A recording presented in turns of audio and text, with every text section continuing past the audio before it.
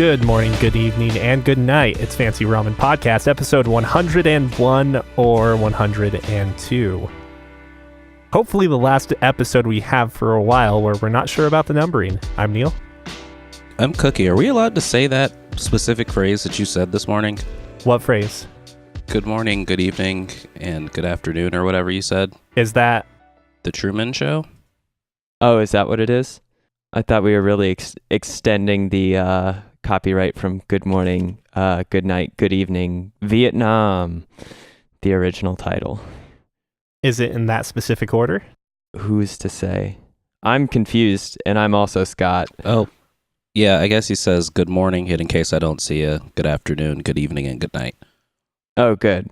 Yeah, we've dodged it by adding an ellipses. Take that, copyright. Your last unidentified voice is Cookie, and this is a podcast about video games, amongst many other things. And Like what? Like, why don't you tell me what you've been doing this week? I've been painting dungeon tiles and creating dungeon tiles. I've got 25 tiles that look like they belong in a dungeon right now. I'm going to have 25 tiles that look like they belong in the bottom of a wood plank. I've been painting this week. Gloomhaven pieces, I take it. No, Dungeons & Dragons. Ah. So you were close. And I also finished watching an anime on Netflix. It was a good one. It was about vampires and serious. Castlevania? No, I said a good one. Ouch. I don't know quality, man. Was it Twilight, the animation? No, I didn't say a great one. I just said a good one. God, what was this anime called? Like Sirius of the Jaegers? Jaeger Sirius? Sirius Jaeger. One of the secrets to the podcast doc is you can always write down things so you don't forget them when Sunday rolls around. Yeah, but I got to remember to go to the podcast doc beforehand. It's okay. It's a learning curve. Okay. Yeah. It was really good. It's on Netflix. It's well animated, and I'm almost through High Score Girl, which is kind of good. It's about pretty much the rise of arcade gaming. So it starts off with a kid who's really in love with Street Fighter 2. Not Super Street Fighter 2, just Street Fighter 2, and he meets this girl who is just better than him in every way. This so far is a story about how Sierra and I met. Nice. He chose he didn't choose the NES, but he chose the other system that was out at the time. I forget what it was called. And then the Master System? No, it wasn't even the Master System. It was called like the P20 something. I don't even know if it's a real system, but either way, he chose it because he was like super excited about it because the NES was garbage to him.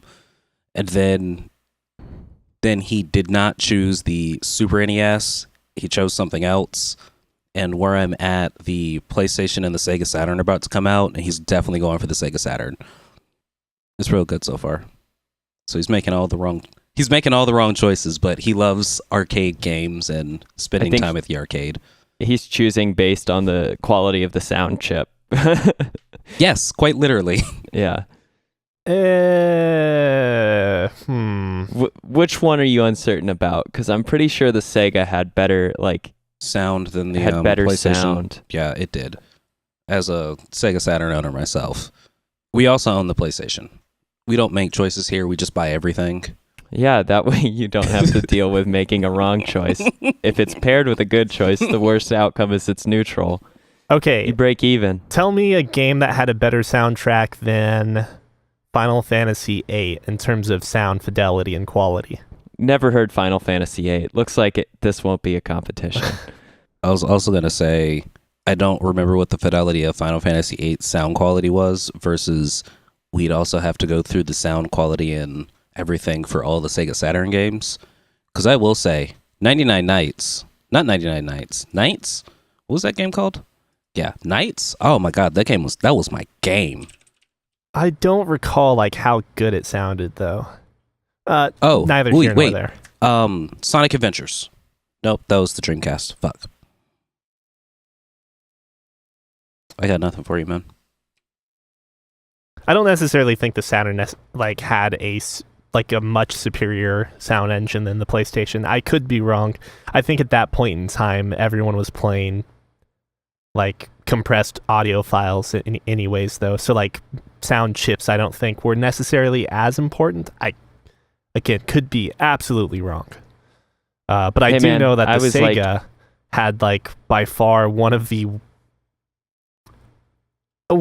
shrillest sounding sound card, or excuse me, the Genesis has like a really shrill sounding card.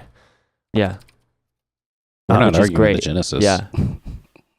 Because you want to be on the shrill end versus the bass end with those early sound chips is my opinion. There's actually I like it. a great meme making fun of how the Genesis sounded, and I can't find it. Oh. Anywho, though, aside from those two anime titles, have you been watching anything else? Nope. Just still going through the back catalog of Cowboy Bebop. Almost finished with that. Then I think I'm going to go to... I'm either deciding between Samurai Champloo for hip-hop or going to go Beck Mongolia and Job Squad for punk. I think I'm just going through like a... Not really a... anime as a music... Not really anime as a, like, the history of anime, like, getting back to my roots like I originally said I was. Now I'm just more anime as a music genre. So you could, I mean, Samurai Champloo is great, and I'm obviously not going to say anything bad about it, but you could honestly derive probably just as much pleasure from listening to its soundtrack as opposed to spending time watching the anime again. Just turn it on your drive to work. But I'd rather just watch the anime as well. Okay. Well, I was trying to help you multitask here. So I forget, have you seen / heard Detroit Metal City? Have I seen Detroit Metal City? It's about a young musician who wants to be like a pop / folk star in Japan, but ends up getting recruited and joining a death metal band instead. That looks like Kiss. Yeah. Is this out? It's kind of like Kiss, and then like Kiss plus Road Warriors, or Road Warriors. Is that the tag team wrestling thing from whoever? I don't remember. But yeah, it's basically like Kiss, but even more gwar with it. Yes, it's out. It's been out for a while. It might be like a short series, 12 episodes or so. Now the question is it on something I can watch it on? That is, I imagine it's got to be on something since it's on the older side, like 2008, so it's not super old either. Well, I'm pretty sure it's not on Netflix. I'll check VRV for it. Either way. No, I have not watched that. It's great. He has a bull haircut. There's also a movie, a live action movie as well, which is also a perfectly acceptable thing to watch in its place. I can dig it. Was there anything else you've been doing aside from anime? Nah, just the normal playing games. Got to freak my party out last night with a little bit of not last night, 2 days ago with a little bit of D&D. But that was about it. I'm going to keep that sip sound in. That was very timely. Thank you. Well, Scott, why don't you tell us about your week? I've had a pretty busy week. I've been out to a couple movies.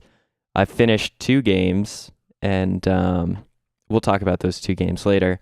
God damn and it, you beat me in overall, the race, didn't you? Just been like wildly busy. Oh yeah, I trashed you on that race because as soon as I heard we were racing, I was like, okay, I'm gonna move my schedule around so I can finish Moonlighter before Cookie. Sweet. So I think when we spoke about that, I tried to finish it that day. God damn. Yeah, I don't like. I don't know. I'm not super competitive until I find myself in the middle of a competition. I don't seek it out, but as soon as it's there, I'm like, okay, well, I play to win. Well, good. I'm glad I inspired your Games Done quickness. Oh, that's what I've been doing all week. I've been watching Games Done Quick. I forgot about that. Sorry. No. It's cool. Anything notable from GDQ? I have now witnessed all the greatness that is Nier Automata. So, I beat that game. I now know several shortcuts on Super Mario 64. Not Super Mario 64. Super Mario Kart 64. There we go. Oh, yeah. Those are some fun shortcuts. And I finally also got a chance to kind of beat Octopath Traveler.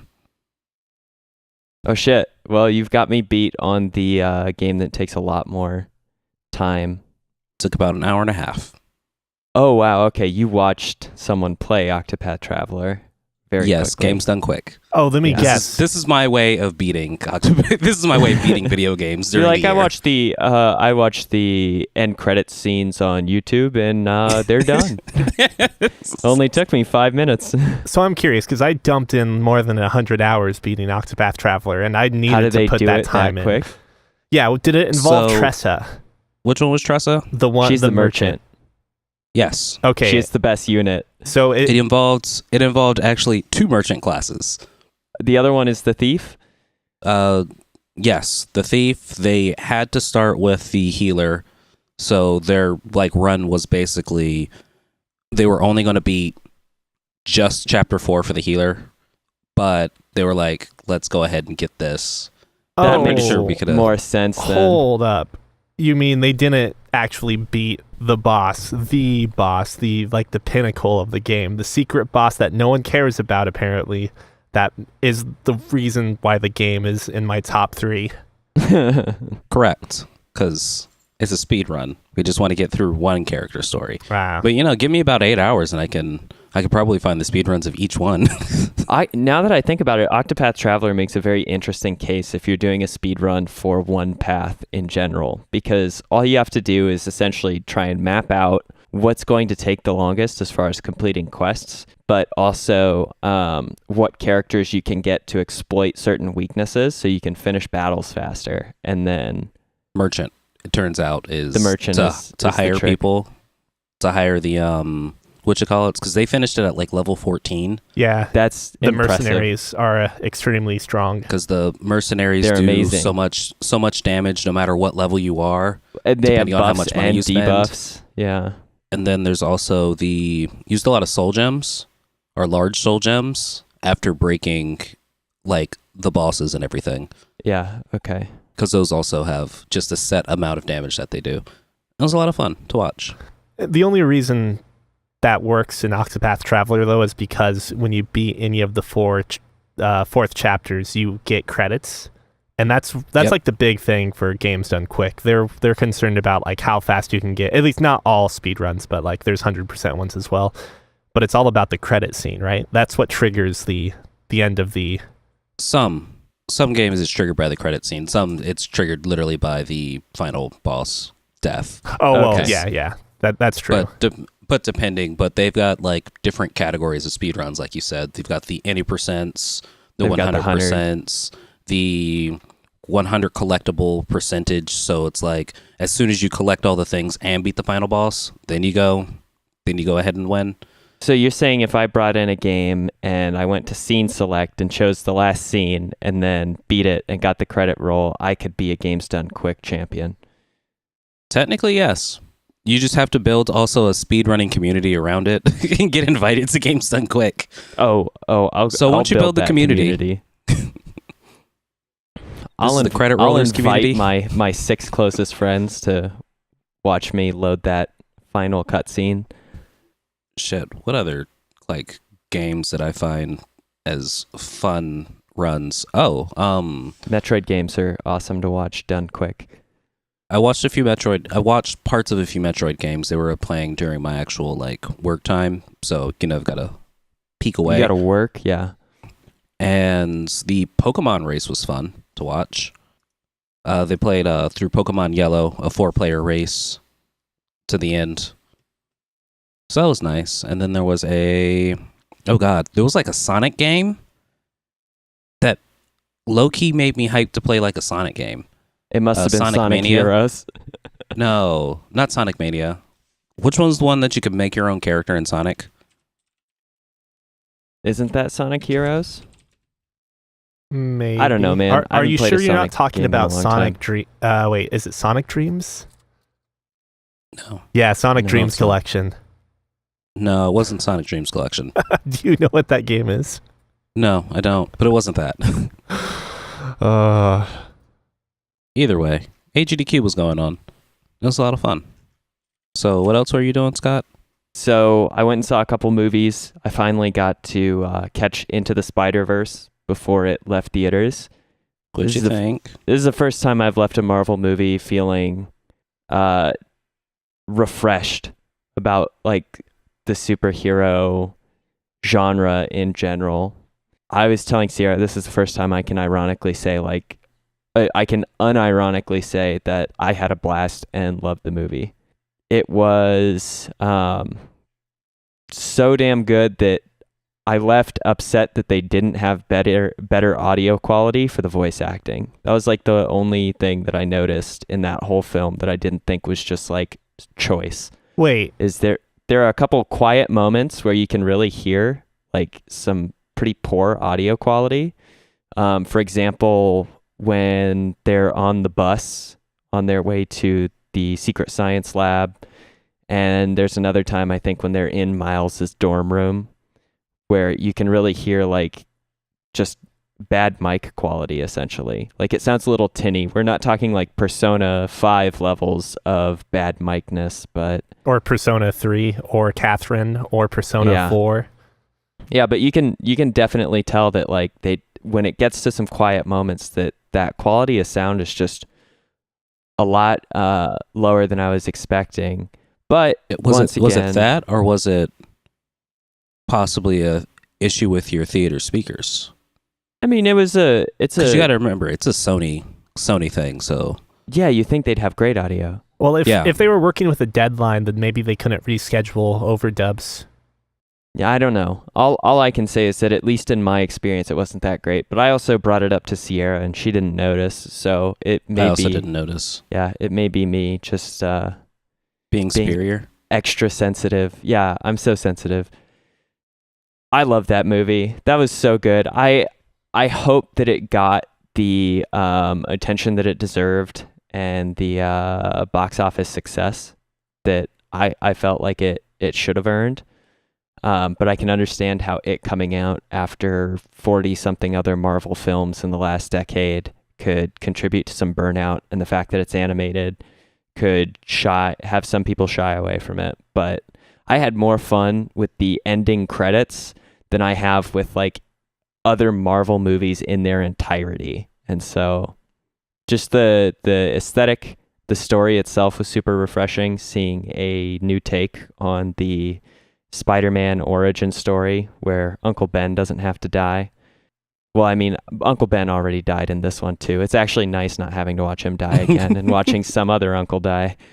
Mild 2018. spoilers? Yeah. Yeah, 2018 was the year that Uncle Ben did not die.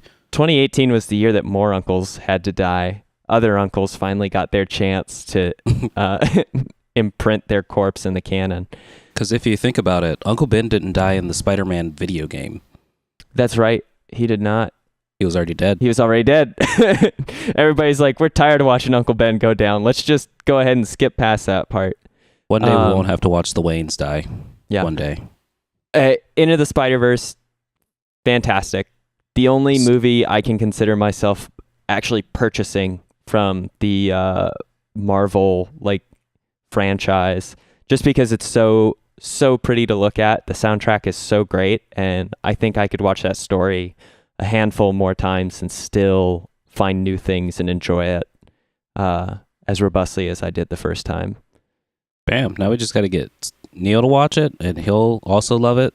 Neil, you'll dig it. And that whole like comic book exaggeration of motion where they're essentially working at a lower frame rate is actually great. Like, you have so much information coming at your eyes that any faster of a frame rate and there would be so much stuff you don't pick up on. It's almost a courtesy that they have essentially less images per second so your eyes can keep up, which is how damn pretty and well designed this movie is.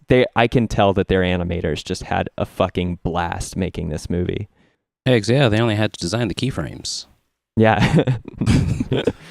Besides that, I went and saw a South Korean flick called Burning, based off of a Murakami short story or novel, Barn Burning.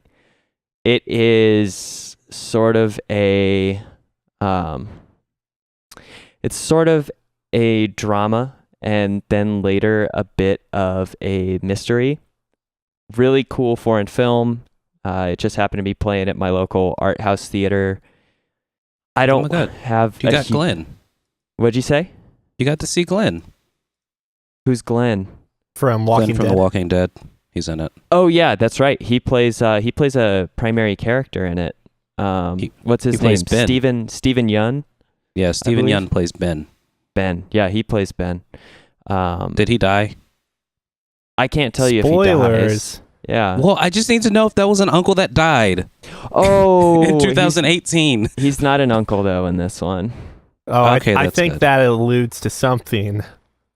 Yeah, unfortunately, I may have given away what happens to Ben, but I can admit that this does, like, when we went in, Sierra said I think this one's about a murder, and we got at least an hour, maybe an hour and a half in, and I was like, doesn't seem like anybody's getting murdered to me. So now every person and every incident I'm going to come up with how they're going to die. And it took a long time, but we finally got that sweet kill. It's a good movie. I enjoyed it quite a bit. Certified fresh on Rotten Tomatoes, 95%. It's very good. I did not want to go see it originally, and then I kind of buckled to Sierra's protests, and I'm glad I did. I'm happy for you. Yeah. Anyway, it's very surrealist, which is what you would expect from anything based off of a Murakami book, who is one of my favorite foreign authors. And so Neil, Cookie, either one of you guys might enjoy this, though it's pretty artsy, so maybe Neil would like it the most. I am probably fine with that remark. It may bore you in the beginning. No, I like weird shit. Okay. In like the film industry. I'm a big Wes Anderson fan. Yeah, unfortunately. No symmetry to be found here. Just lots of asymmetry. Yeah. Yeah, the antithesis of symmetry. Yeah.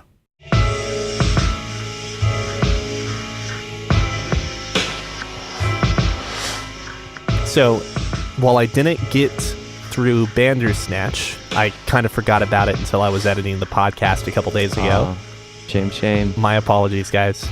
I was going to watch it this morning, but then I woke up to a message saying, hey, we're getting it together earlier. And I was like, fuck, I'm not getting through this in an hour. Fuck it. Well, so that works I'll out. watch the first scene. Don't worry, guys. I went ahead and did the homework, and I don't know if I'm that excited about it. Oh, really? You can do it. The thing that I think is interesting is it gives I'll just give my quick Bandersnatch like thoughts and feelings here, and then if you guys actually do it over the next week, you can add in. But what I would say is it is a very interesting take trying to finally incorporate interactivity with film in the way that we've had a lot of like, but I'm sorry, Neil, I forget the term for this exactly, but the I guess storybook games where all you're doing is choosing something like visual novels, Doki Doki, basically. yeah, the visual novel space, like Doki Doki Literature Club or something, where you have a small amount of agency in picking option A or option B. The Bandersnatch film has worked into its actual narrative the idea of like branching paths and like multiple universes. So if you make poor decisions, it works within that like premise that the movie posits, that you can just pick another one, like go back and try a different timeline to some extent. But it's just a weird, like it feels like the decisions that you make are pigeonholed into a certain direction anyway. Like Sierra and I found multiple moments where it's like, do bad thing or do other bad thing. Like do bad thing that personally hurts you or do bad thing that hurts other people.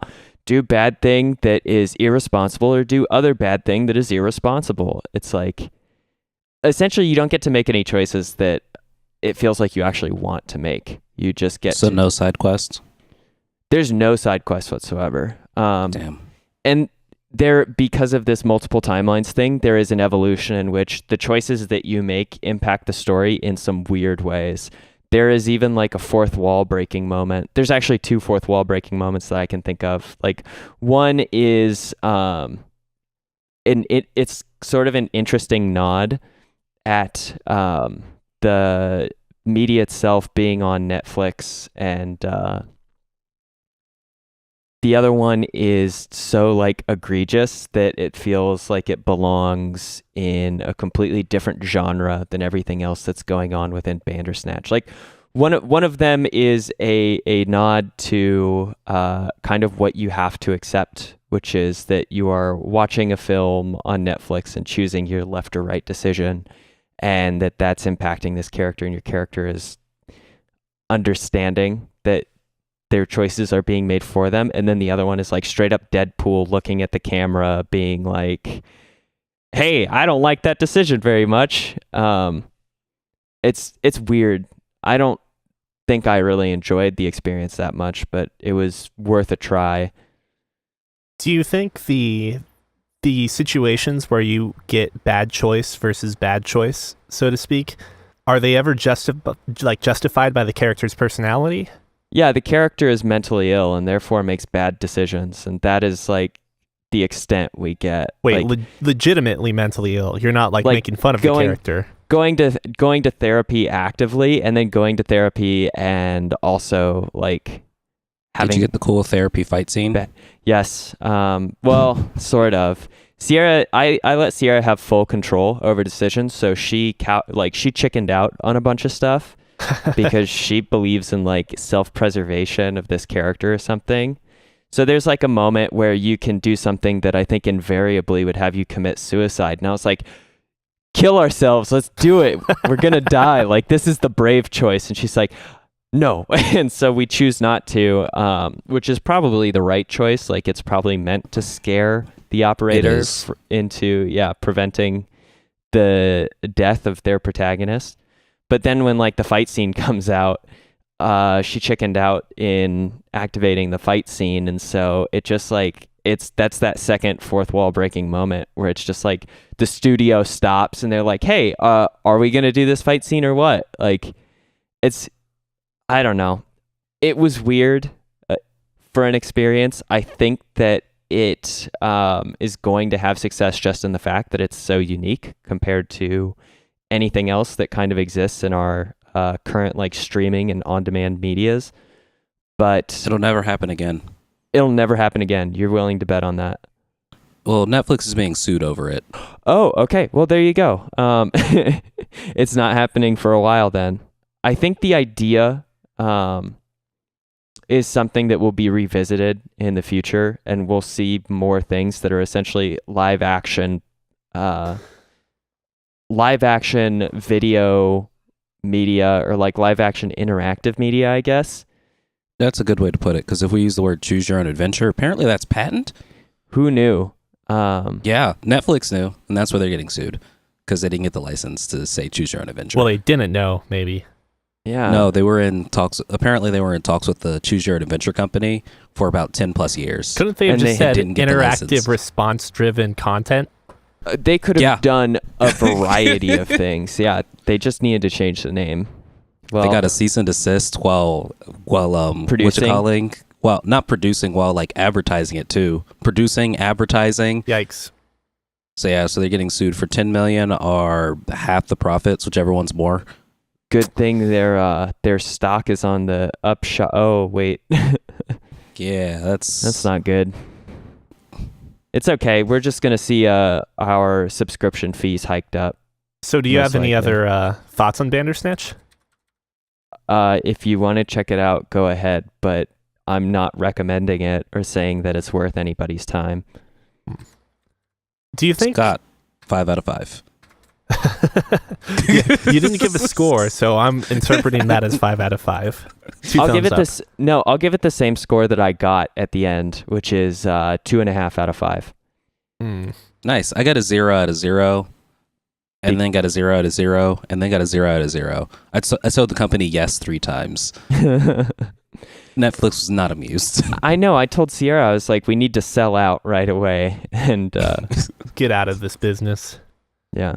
I mean, she actually wanted to sell out, and I told her not to, but I was like, I stand by my original point before ever seeing it. I think the right choice is to just sell out and continue making shitty games. Because at least you're getting paid and not devolving into insanity. You could basically be Peter Molyneux, whatever his name is. Peter Molyneux? Yeah. So do you think... The genius behind Peter Fable. Pettigrew? Do you think Bandersnatch would have been better if it didn't take itself as seriously? No, I don't think... I think the issue with Bandersnatch primarily is it's still a very clunky and awkward experience. I don't think the lack of levity really impacted it that much, because I feel like it still did have a little bit of levity, but it does have a problem with balancing these very dark elements that it's trying to tell with its narrative with a jokey fight scene at your therapy office that happens much later. Well, so what if the story itself was not as serious? I don't know. Maybe. I think potentially so, but I just found myself uninterested the whole time, that I don't know if there were any immediate remedies that came to mind. What if the story was about androids finding humanity?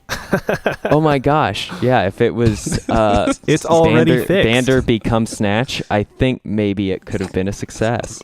Okay. Well, I asked those questions because instead of doing Bandersnatch this week, I ended up playing, or maybe more accurately watching, something called 428 Shibuya Scramble.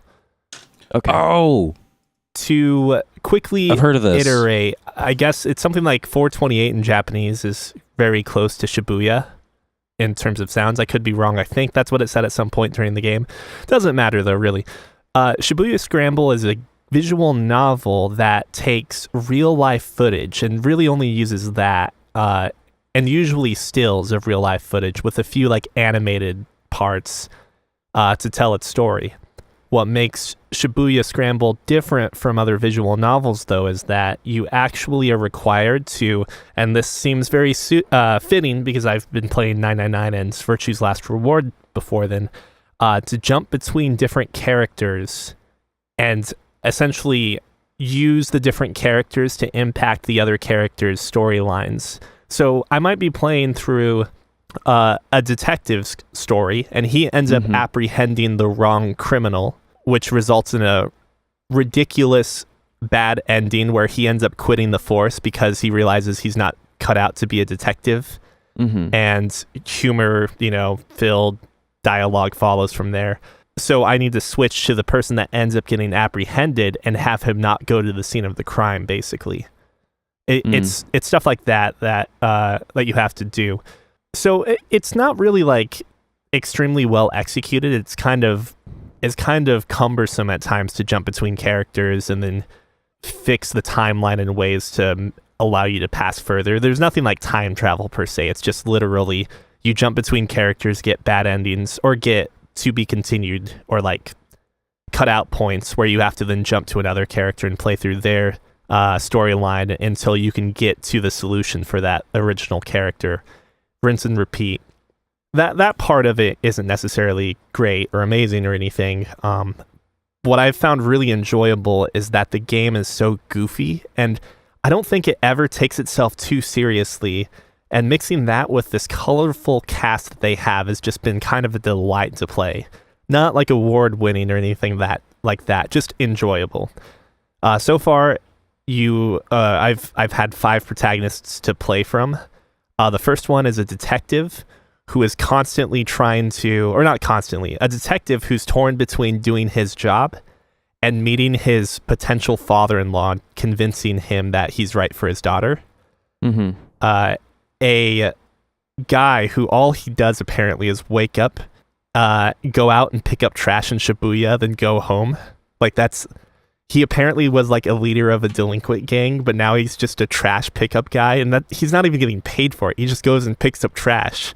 Yeah. And he gets really excited whenever he sees other people pick up trash, which it like he actually ends up doing the most out of any character in terms of events and stuff. But like the character himself is actually just kind of ridiculous to begin with. The third character is basically if Ace Attorney, at least from what I imagine Phoenix Wright is like, actually was a real person and was a reporter. Like he does a lot of dramatic finger pointing and kind of talks like he's out of an anime. The fourth character, who actually seems to have a somewhat serious plot so far, is like just this, oh god, what would it be? He studies viruses. And his scenes are kind of like filled with suspense and like kind of scary, weird moments at times, which is really interesting because like everyone else is mostly humor filled, and you get to his points and you start to, I start to feel like this paranoia as I play through his portions. It's a very shocking contrast from the rest of the game. And then your fifth character is someone that is stuck inside of a cat mascot suit or cat mascot costume. Part-time though. Yeah, like very little is known about this character known as Tama, but she apparently needed to get money pretty quickly, about $2,000 worth. She ends up in this giant cat-headed costume, and now the costume is stuck. So she's just trying to deal with the special one-day job and keep her sanity throughout all of the events. Everything starts by basically someone getting kidnapped, and the police are trying to handle a ransom handoff that goes wrong. And from there, it's just like weird random hilarity involving, gosh, I don't even know like how else to describe this game. Very, very interesting to say the least. I don't expect it to be amazing or anything like that. I'm just having fun watching this ridiculous narrative, like humorous narrative driven game unfold itself. The real question is, does the cat suit part-time worker end up becoming the real crime boss? Is that how she gets her money? You know, I I don't know. I have reason to believe that she's actually pretty important to the plot.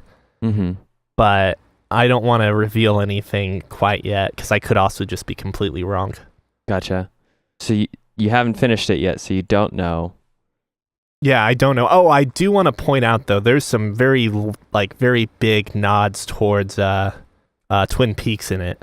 One of the first characters you're introduced to is this white guy named Leland Palmer, who happens to be Laura Palmer's dad in Twin Peaks, and the characters end up one of the characters ends up at a closed down bar named the Log Lady, which is a iconic character from Twin Peaks whose log talks to her and tells her ominous things that kind of leads the plot forward at certain points. So like it can't be in Twin Peaks or in this show or in 428. Yeah, in Twin Peaks. In 428, it's just a bar's name that has since gone out of business. But it's like extremely obvious nods to Twin Peaks. And there's even a reoccurring theme of a banana where this detective keeps offering a banana to the one quote-unquote serious character I was talking about.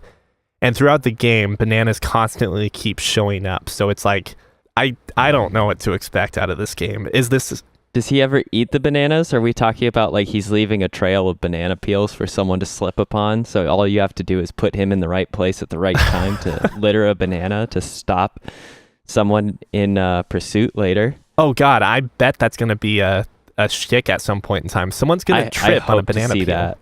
Yeah.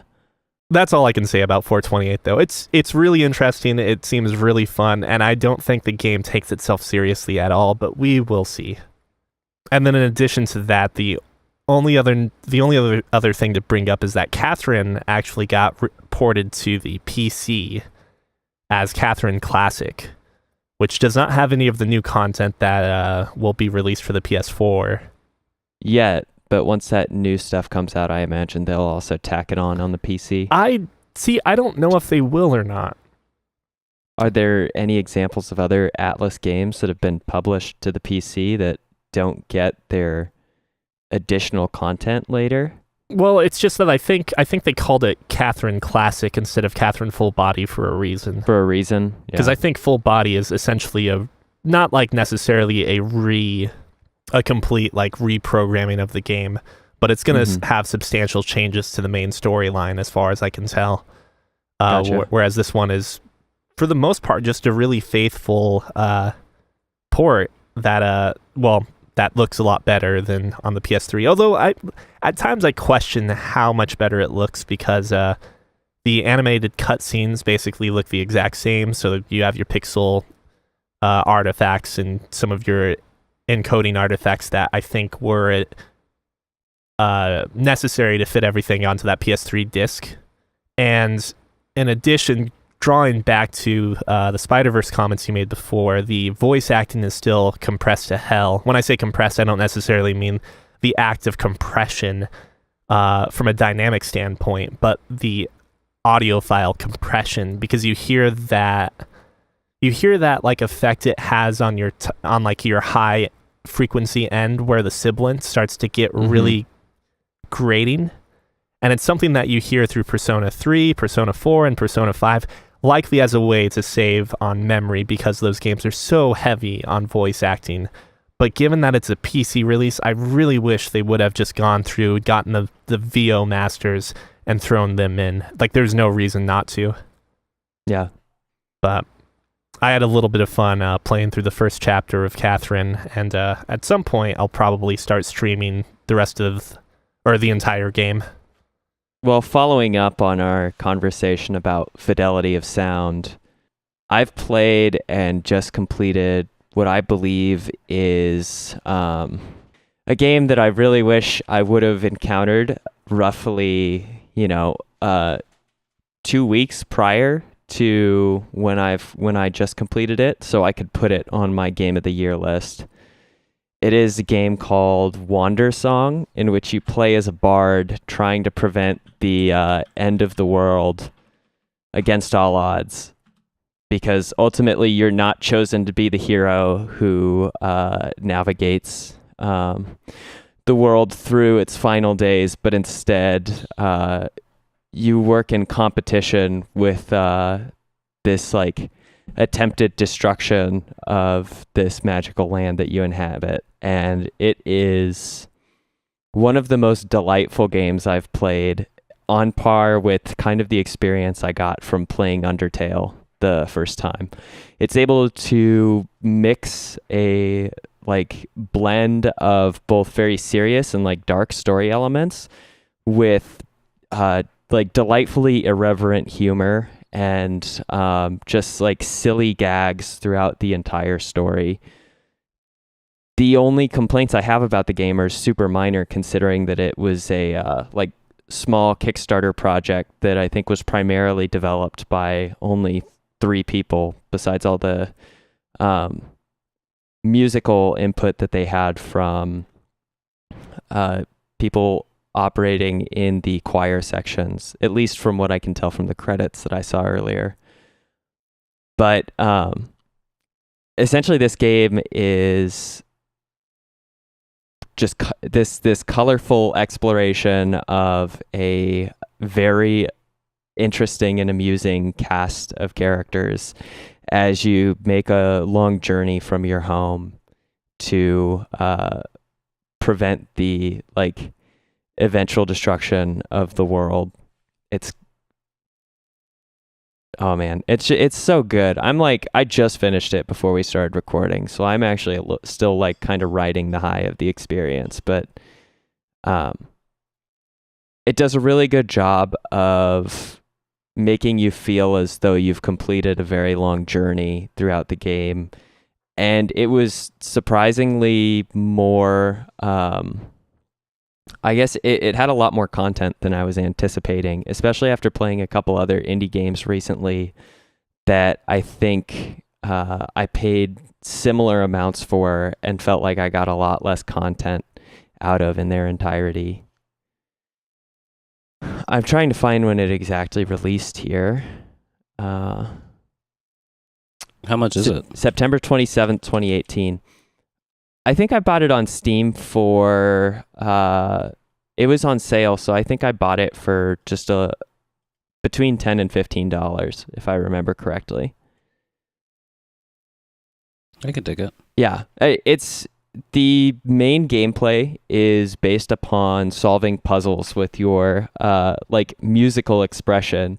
As the bard, really all you can do is sing and dance. You have a dance button that as you encounter a dancer in secret locations around the world, you can learn new little jigs to move along with as you play the game, which I believe is entirely it's entirely unnecessary. Like the dancing never really fulfills any sort of requirement for the game, but it's a fun way to move around while you use I need to see the wheel here real quick, but similar to the color wheel in that game that you played last year, Cookie, you have 1, 2, 3, 4, 5, 6, 7, 8. You essentially have a full octave worth of notes that you can play as the bard, and you use this essentially sound wheel starting from your lowest to your highest note that you use the right analog stick to navigate with. And as you sing to things, you can affect different responses and outcomes in the environment. So, question, Wandersong or Gree? Oh, Wandersong 100%. Gree is a beautiful, beautiful project with just gorgeous illustration and design. And its music is also very good. It's thematically tied to the, I guess, like increasing return of color to the world in that game. But it is a very somber and relatively short experience where I came out emotionally affected by the like transformation of the world as I played through it. But Wandersong deals like, because it has this really excellent writing that deals with elements of like sadness and fear and like existential dread and all of that, but it's still able to create like a very lovable cast of like minor and supportive characters, as well as has a kind of cute almost pastel and neon colored environment that has a look it's the rough geometry that you expect out of like the early Paper Mario games or other like papercraft looking video games. The art style is fitting for each game, but Wandersong just has a lot more in the realm of puzzles, and there's more music. It even, by the time I had started the game to when I had completed, gave me more confidence with the actual like composition of short little like songs or melodic themes as I used music more and more in the game. So it even has like, I feel like if a younger child were to play this, it could foster confidence in them to like begin to feel confidence in writing their own music or getting into musical composition. And that's the other thing I should probably say is Gree has like 6 or 7 like main musical themes, and because this game is so solidified in the fact that you play as a character whose only capabilities are essentially generating sound, there is so much wonderful music composed for it. It's just a delight to hear everything that there is to find in the game. I think they only have really one developer who did most of the development work, and that's Greg Lobanov. But they had the 3 people that they attribute to the creation of the game besides Greg are an artist known by a shell in the pit, and then a sound engineer and Halberstadt. And so the three of them together, like the majority of what makes this game so charming is the music and the character, like the character writing and creation. I can dig it. Yeah. I may pick this up. I was thinking about something to play, something new to play, because, you know, beating a video game is not that important to me.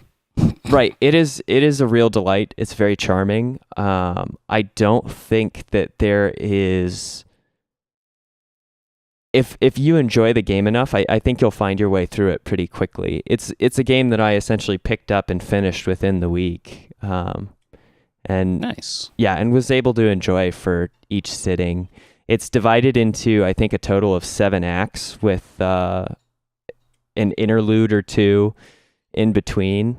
But it's just so creative, and it keeps coming back to like themes that it establishes and motifs at the beginning of the game, very similar to a musical composition where, as you progress forward, the return to familiar things, puzzles, sounds, characters, and whatnot, like further reinforce your like original enjoyment or emotional output when you encountered these things. It's a masterpiece, man. I really love it. And I was so delighted by this game that I thought I'd just pick up and kind of fool around with for a little bit.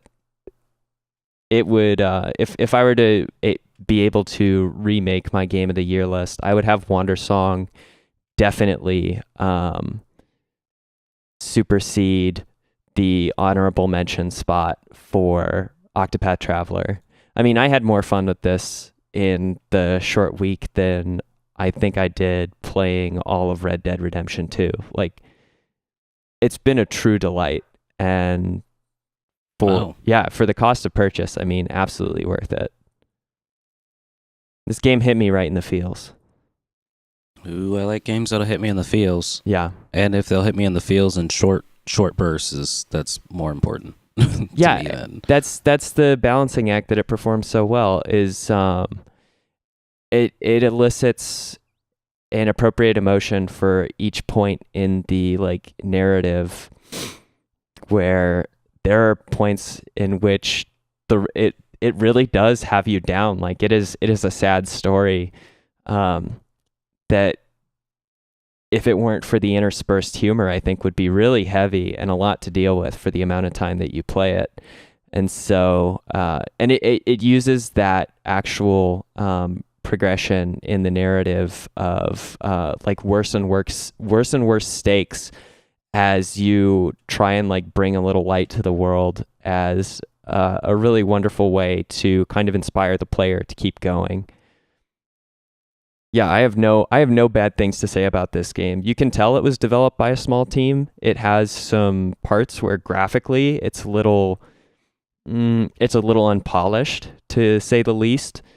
I'm thinking about one area in which you use your voice as essentially a way to project light in a dark space, and you get this like weird edge effect from the like light emanating out from the bard in this dark space, where you can see spots where really there shouldn't be light, but it's maybe not programmed to look as sleek as it could.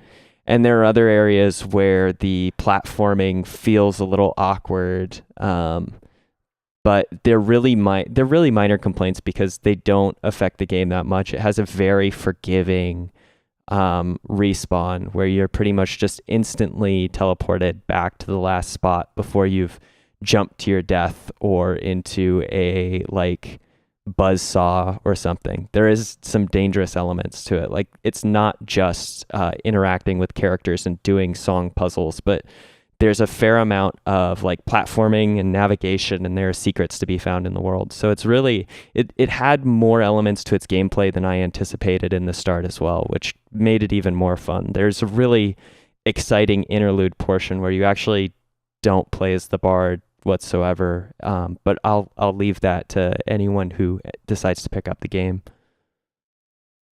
Nice. And that is also a $20 game on Switch. Oh, it's $20 on Switch. Well, there was a deal going on previously when I picked it up.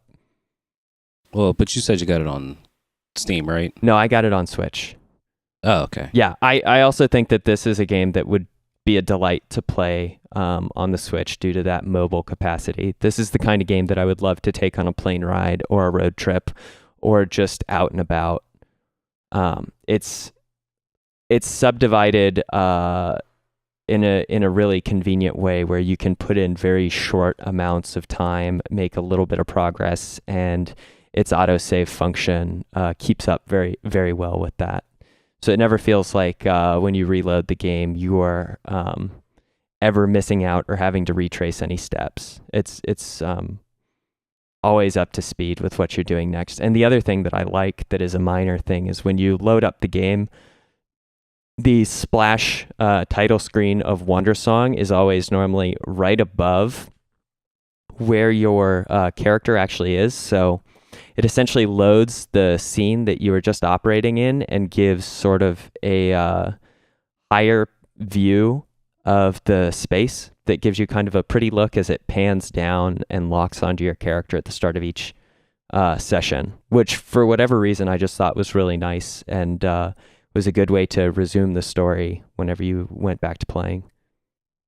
Nice. It's really cool. I think I'm going to have to keep up with this developer, Greg Lobanov, and see what else he makes in the future. Because I'm looking at this and thinking this is like another indie developer like Toby Fox, where if they put out a project, more likely than not, I'm going to pick it up and check it out. I can dig it. It would be already downloading on my Switch, but my Switch is upstairs, so I can't buy it. Yeah. Anything else you've been playing? I finally finished Moonlighter after we discussed it a little bit previously. Moonlighter has a really wonderful twist at the end of the game that I won't spoil, but as you've been playing it, you can tell that there's this dimensional overlap that happens in the dungeons where you'll all of a sudden see that a portion of a dungeon of higher difficulty has like been opened up within the other dungeon that you're in. So if you're in the forest dungeon, oftentimes there is a portion lava. That you get the like lava or desert dungeon just like supplanted in the middle of the space. And it's cool how they tie in that like dimensional instability into sort of the final narrative of the game. At the end of the day, it is completing the 4 dungeons, getting to the 5th one for sort of a final game event, and then that is it. In the same way that I really enjoyed how Bard's Song was well developed and returned to previous motifs throughout the game, especially at the end. Moonlighter does the same thing. Your final boss fight is reminiscent of all of the skills that you had to learn up until then, which I think always makes for a good boss fight when you can incorporate in essentially all of the growth that a player has experienced from the beginning to the end of the game and make them realize how much they've improved in interacting with the game space. Like that's a good example of like difficulty curve really matching like player skill progression.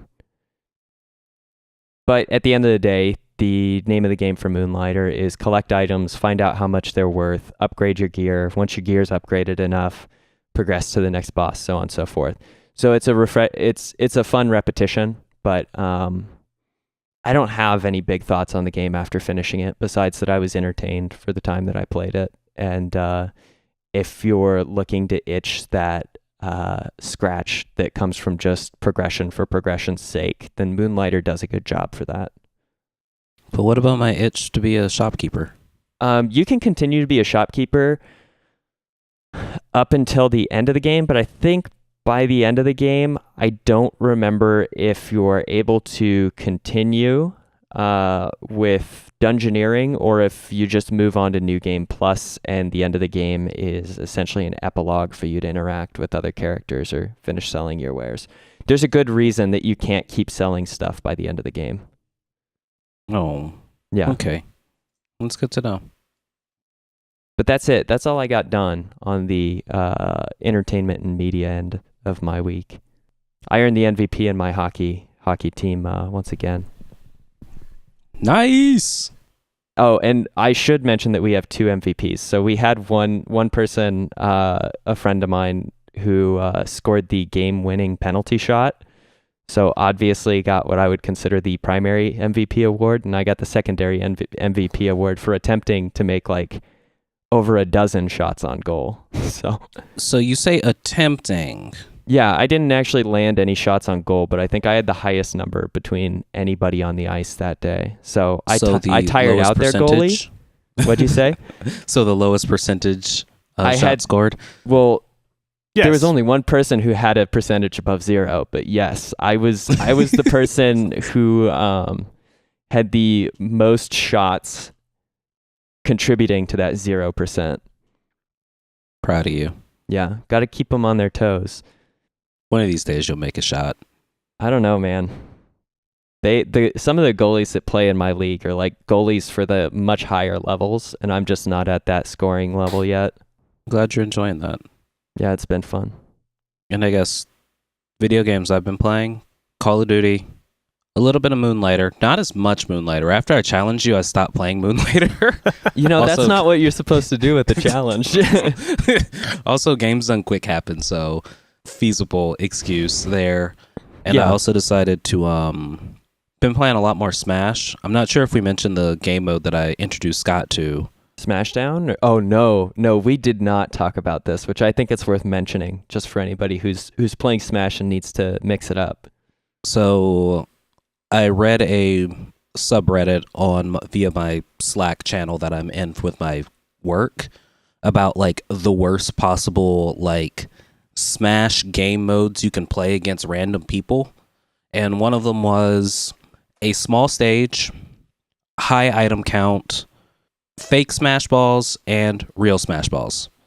So me and Scott kind of started off, and my first thing to him was just sorry about this. And I'm pretty sure he was like, why so? And we started playing. The fight was going normal, and then a Smash Ball appeared. And then a Smash Ball appeared. And then there were 6 or 7 on the screen. I don't think any of those were actually real Smash Balls at that time. They were all fakes. And so Cookie and I, how long did we play? We played close to an hour almost. Yeah, about an hour. And it became less about smashing each other and smashing fake Smash Balls in the proximity of your opponent. It was a lot of fun, and it's very hard to do if you just have a melee opponent. I mean, just have a melee fighter. Yeah, if you have no range, the really threatening part about this is you essentially have to avoid getting hit, especially if your opponent is ranged. If it's melee versus someone with any sort of ranged item in their kit, they can essentially try and pick off a Smash Ball in your proximity to just knock you out. Because those take about... if you're at 0%, it's not an instant KO, but once you've taken one Smash Ball, another Smash Ball will almost certainly knock you out of the ring. And so it becomes a war of attrition in which you're trying to just cause more havoc than the person you're fighting against. And one of the best strategies is to hang around Smash Balls when you're both on high percentage damage to see who gets knocked out of the ring first. Yep, and then it becomes a race for when that real Smash Ball actually hits. To hit it, yeah. I had really poor luck with actually landing my final smashes on Cookie anytime I got the Smash Ball, though, so I started to ignore it a bit. Me and you both. But no, it was a lot of fun. It was a very different game mode. There's one where it's high items and the little flag that gives you 1 up. Mm-hmm. So it's collecting those for the most part? Pretty much. But yeah, we should play more of that. But yeah, I haven't really been playing anything new lately, unfortunately. It happens. But next week, I won't be on the podcast. But the week after that, I'll have to tell you about the games I've played. Absolutely. Because there will be many. Neil and going I'll to really PAX. pick up the slack here. It's okay. You guys have the most content out of the three of us anyway. We're gonna have our most. Well, yeah, because we're 2/3 of the podcast in that case. That sounds rationally correct. We'll make sure we have our own games done quick this upcoming week, and we'll see what we can fit in. I could dig it. Well, no emails this week, but if you did want to write in, that is podcast@fancyramen.com. Don't be afraid to help us grow our audience as well by leaving more reviews on Apple Podcasts, because we still don't have enough. I still can't read off anyone's things. Once we get that, I don't know what number we need before we have enough, but as soon as we get over that one, I swear to God, I will read and thank every one of you guys. That's right. I'm Neil. I'm Cookie. I'm Scott. That's Fancy Ramen. Have a good week, everybody. Bye. Munch a munch.